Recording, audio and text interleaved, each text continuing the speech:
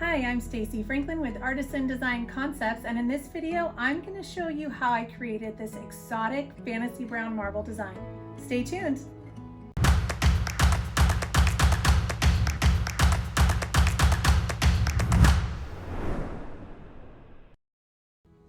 Okay, I'm going to start with my background design and then I'm going to let that set up for about 30 minutes before I pour the rest of my design. So I have here 56 ounces of art coat and I've separated that out by 28 ounces of white metallic. This is 24 ounces of also white metallic, but I've added some spray paint to it, which is champagne mist, just to give it a nice pearl tone. And then I have 4 ounces of alloy. So I'm going to pour out, starting with my darker color, and it's just randomly pouring because I'm going to marble all of this together.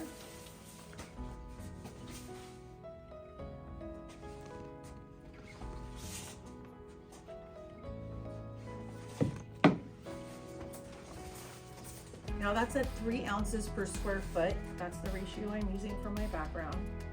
And then when I come in to do the exotic pour version, it's sort of like how I do my exotic veins. I'm gonna do 2 ounces per square foot on that. I did a sample board. This is the importance of a sample board with 3 ounces per square foot for my design on top of this. And it was just too much because I'm not taping my edges on this. I want this to naturally flow. So 2 ounces per square foot will be plenty to create that design while still leaving a really nice background.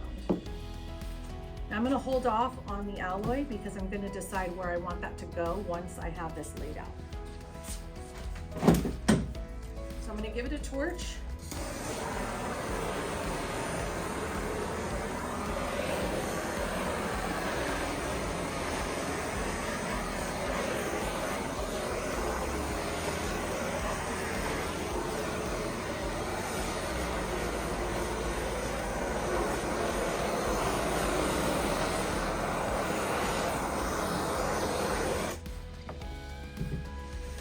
Warm it up. All right. So when I start to push this out, I'm not necessarily over blending to start. I will marble them together in a bit, but right now it's about just getting the material moved around. So I'll start with one color, push it around, and then blend the other color, and then marble them together. But I want to see differing versions of these colors in the background. Now, because this is a rock edge, I am going to tend to my edges, but I'm not going to push a ton of color over because I want to see the effects of the fogging and bagging that I have done already.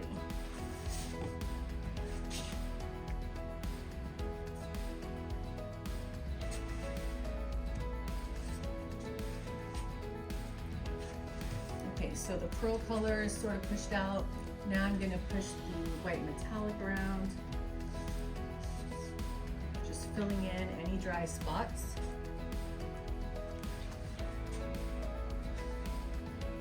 Knowing that I have a little bit more with my alloy to fill in.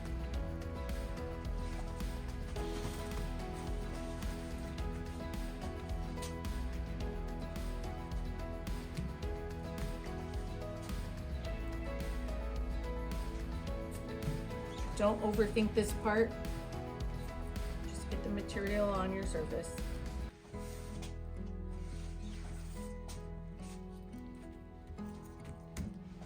Steal a little bit from here.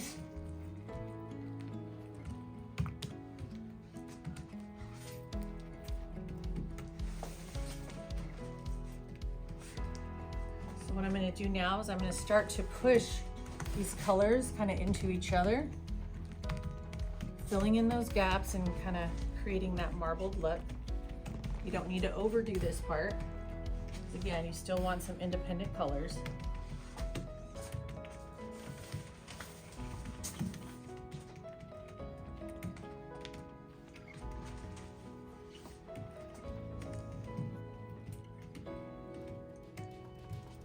what I'll do now is with my edges, because my hands already have epoxy on them, I'll come around front as well. I'm just gonna gently rub the edge so it starts to flow and kind of push it into the rock edge. But I don't need it to flow a ton. I don't want to soften that rock edge too much. So I'll do that on every end. Just kind of push your hand into the nooks and crannies of your rock edge. Make sure you rub underneath your piece as well, so that way the epoxy will flow underneath the counter and you won't get a hard lip. Now I'm doing this before I get to my alloy, just because I don't want to over mix that too much the first time. I just want it to let it sit.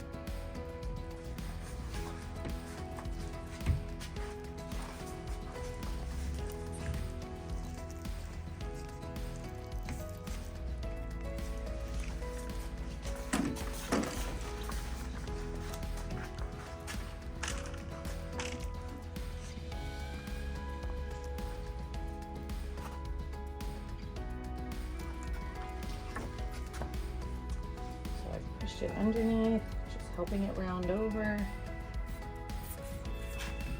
pushing it into anywhere where I can tell it might have trouble kind of getting into those nooks and crannies of the rock edge. Okay, now I'm going to take that alloy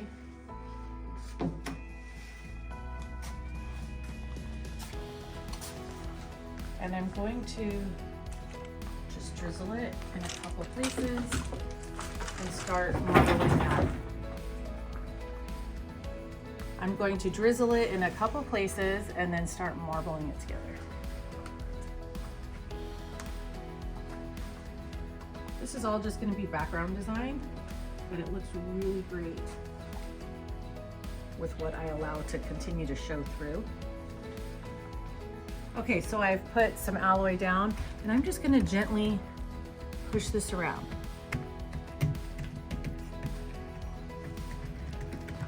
Again, not overthinking it.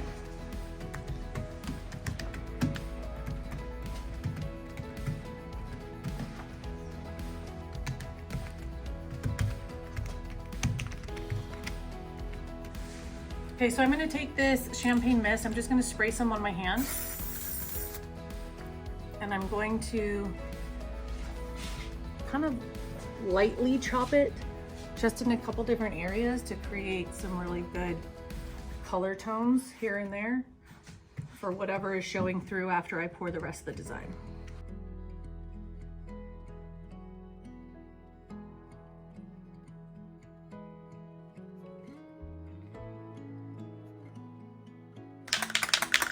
I also have pearl mist, but I'm going to do that in a couple of spots too. It kind of stays on top a little more than the other color, and it does create a cool effect once I start pushing around the other colors with the exotic pour.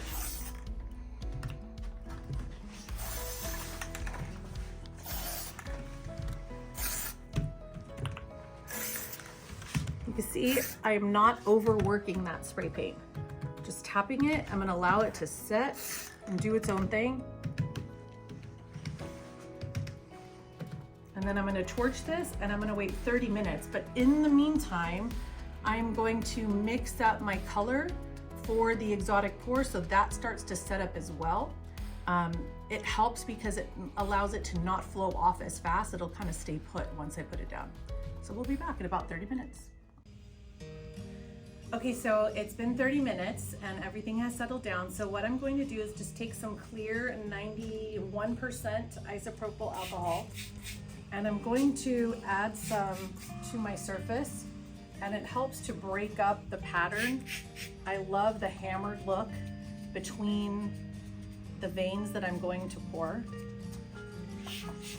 And so I'm gonna let this sit while we start mixing up the exotic pour cups. So you could do bigger drops, smaller droplets, it's up to you. I'm just doing it all over.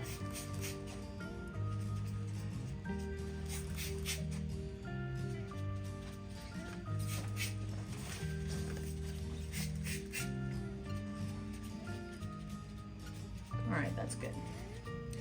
Okay, we're going to mix up the exotic pour cups. Now, if you've ever watched any of my videos, normally I use 32-ounce buckets, but for this, I want to really control where the lines and the veins are going. So I'm gonna use these little 8-ounce cups. Some are gonna have all colors in them, some will have less, and then I have some smaller cups for really delicate detail. So what I have here is dry ice, and this is a color I get from Marble Wrap. We use this on our flooring epoxy, but I love the color so much that I wanted to use it in this counter. Same with this is called Nebula. So it's sort of just a warm gray, but it leans a little more on the taupe side. I have white Alumilite dye, which is just a hair of that mixed with mostly white metallic. I have pewter mica in here. 4 ounces of dark bronze mica powder, and this is about 6 ounces of dark bronze spray paint mixed in. So I'm going to start mixing my colors, and I will start putting in French beige spray paint in between some layers, maybe a little bit of white spray paint. So I'm gonna do this cup with some pewter, white, and I wanna keep the layers small because I really want the lines to be distinct.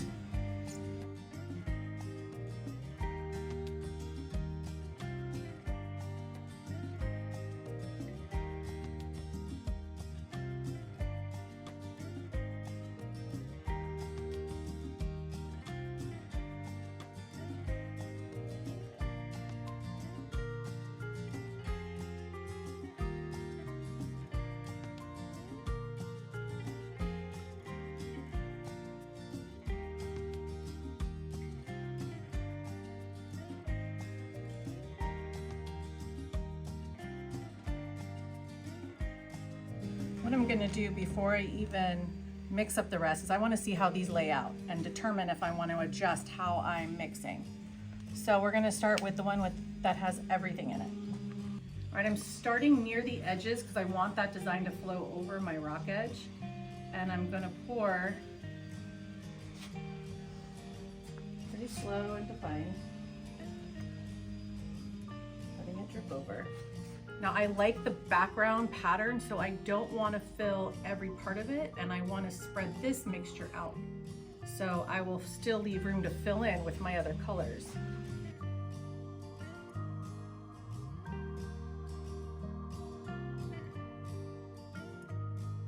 And I'm on to the next cup where I'm going to fill in a bit.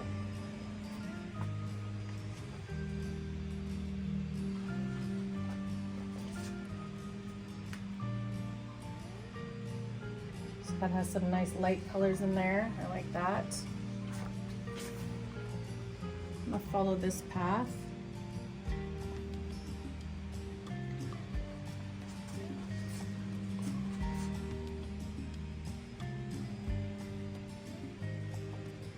As you can see, the first set of cups that I did is really, really light. It could use some more of that dark brown in it, so I'll keep that in mind. But I still have my darker brown cups, so we'll move on to that.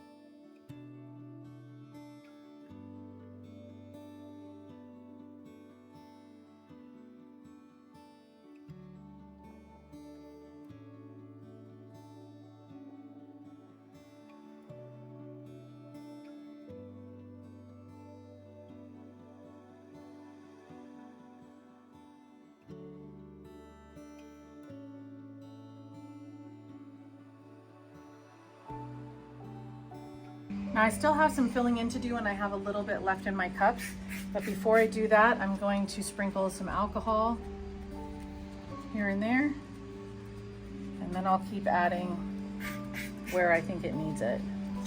Some of it is fine just having the background exposed, but I don't want there to be distinct areas where it doesn't look natural.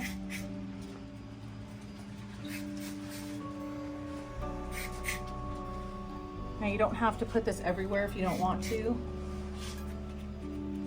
If you do it too late, it won't do much. It's kind of the perfect time. I want to say about an hour in.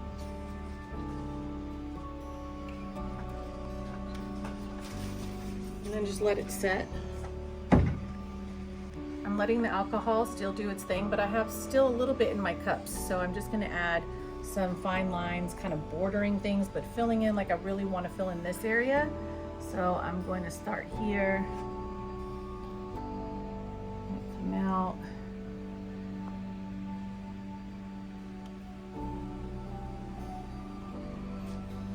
That looks cool.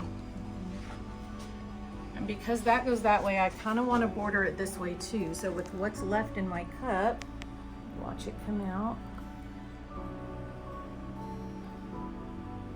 I'm going to border the vein until I can break away, kind of this direction.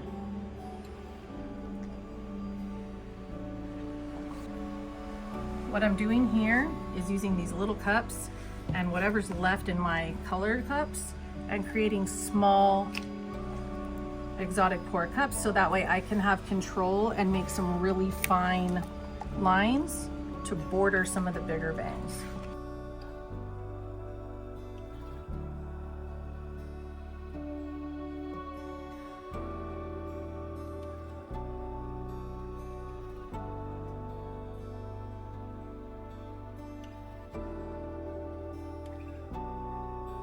I'll take this and I'm going to do one cross through it just to help it blend. And now we'll add it.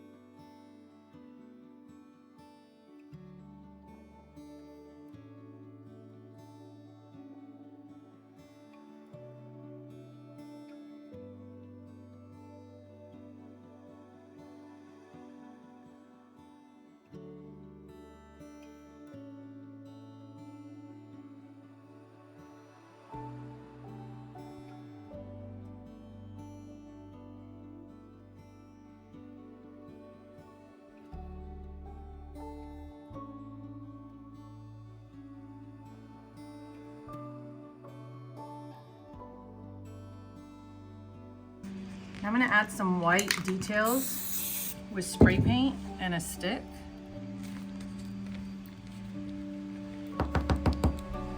And I'm just going to follow along some areas. So you can kind of see how it pushes the mica apart.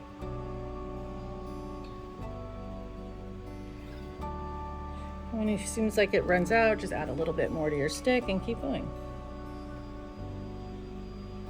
I don't care how perfect it is because I want it to kind of separate, and then I'll use the torch to make it move a little bit more. But it creates some really cool effects. You can do this with any color spray paint. So I usually do it with the white and maybe like a dark gray on this one, since I want to add some more gray detail. It's a perfect way to do it. And you can just make this fade out when you're ready. It doesn't have to go across the whole piece.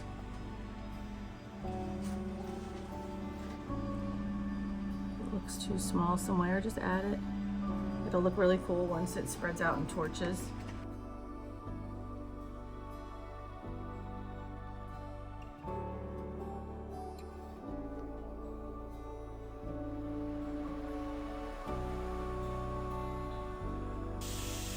Just run through it. If it's too thick, make sure you push it off the edge. You can do the same thing with any of your leftover mica. So here's the pewter, right? And I'm just putting a little bit on my stick and I'm just running my stick through it. Now the later in your pour that you do this, the more it'll hold because your epoxy's setting up. So this is a great way to add some other detail and kind of why I leave the background exposed so I can add some of these fun little veins and have them show. Let's follow this one same way.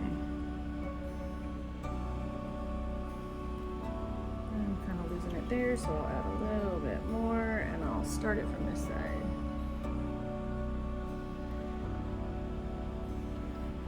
Just need it.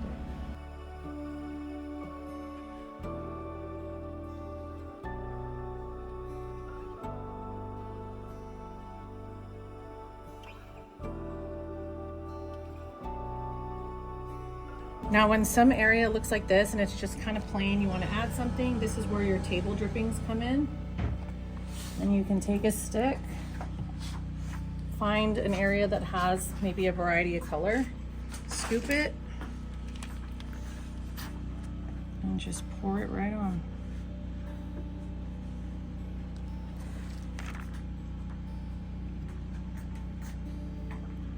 You can tint it as well with either leftover mica or even a spray paint. I have dark gray spray paint and I'm just gonna add a little bit to my table. Pull some drippings, add it in. Not too much, just a little chop.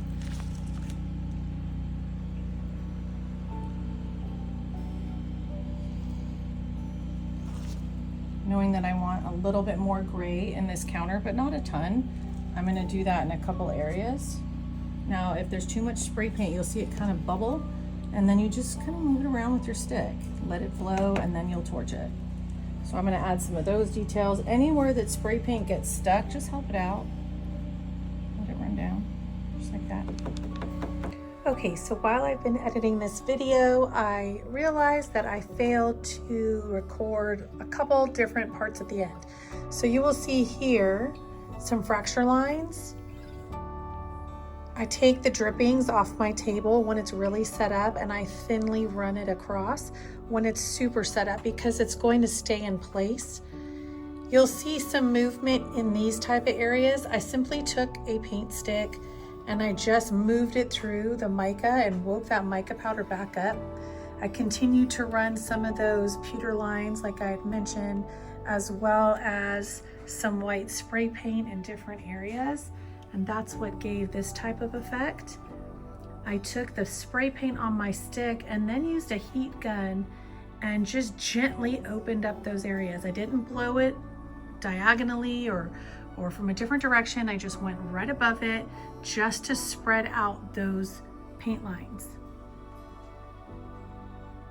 You can see that white spray paint here and there, textured movement sort of all through here.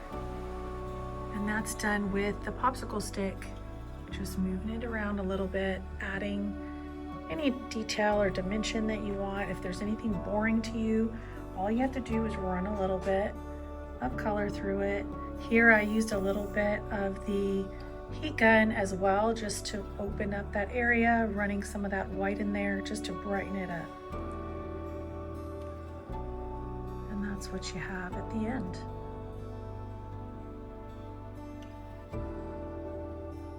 You ready for the full reveal?